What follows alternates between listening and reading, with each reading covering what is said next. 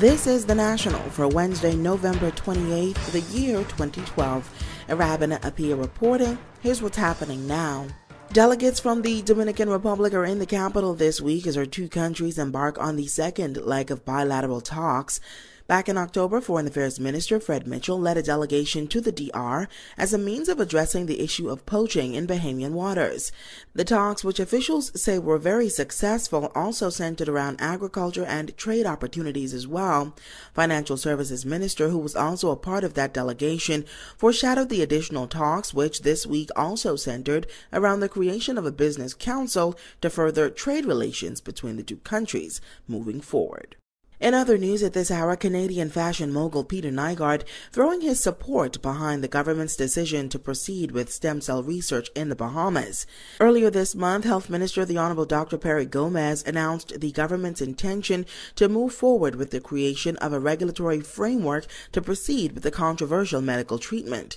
During a press conference held at the Nygard Key property on Tuesday, Nygard says that while he understands both the moral and religious arguments against stem cell research, there is a definite need for balance. Make sure that we stay religiously sound and at the same time be able to practice the latest medicine at the same time. Also at the heart of the debate on stem cell use in the Bahamas are the possible financial and economic implications for the country. According to medical experts, a single stem cell procedure can cost upwards of $50,000. According to Nygard, the industry is a multi-billion-dollar one, which could also spell medical tourism opportunities for the Bahamas as well. This is the most speculative industry now. The highest investment industry there is billions and billions and billions of dollars going into it. The government's task force on stem cell research has been given 60 days in which to report to the government on the issue. Also in news this morning, former Mortgage Corporation Chairman Dr. Dwayne Sands says only 139 Bahamians have been deemed eligible to receive assistance under the government's mortgage relief plan. This, he says, despite the government's promise of widespread assistance during the election campaign. The rest need not apply because they don't qualify. This much ballyhooed plan, which was intended to bring relief to thousands of Bahamians, has reached a select few. They then say that they were going to build homes for thousands of Bahamian families, but yet the minister says there's no money. They've chosen to spend the money on other things like... The opposition hit out at the government this week over what they call a lack of focus, particularly in dealing with issues relative to housing.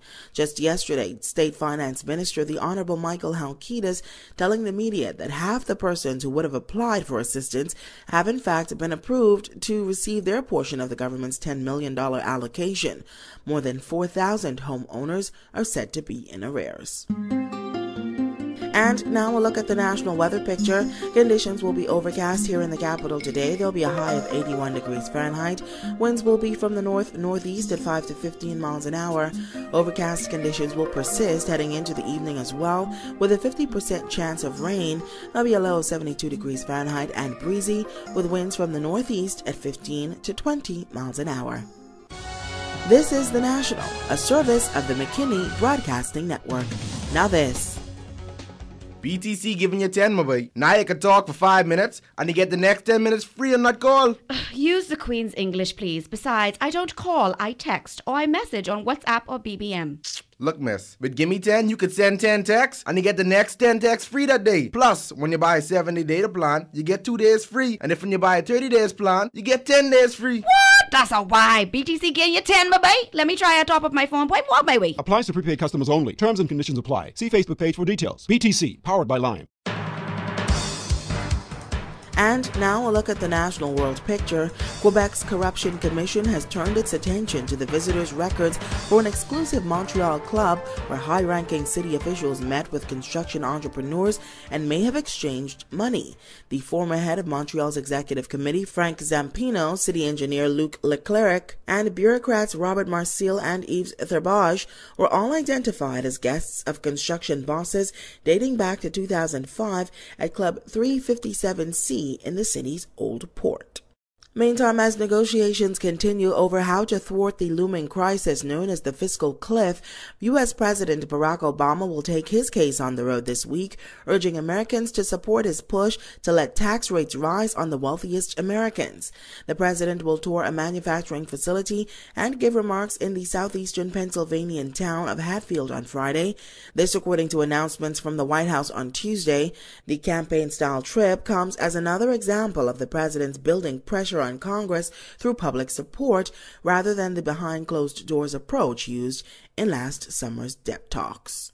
And from the region, looking to enhance security at the country's ports, Jamaica has signed a memorandum of understanding with the United Nations Office on Drugs and Crime, along with the World Customs Organization Container Control Program. The memorandum of understanding was signed by Finance Minister Dr. Peter Phillips and Charles Vester, Program Manager for the UN organization.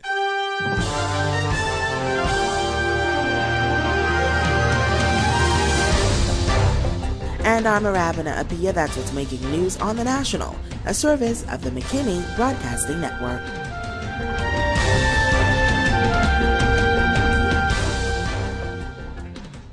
This is the McKinney Broadcasting Network.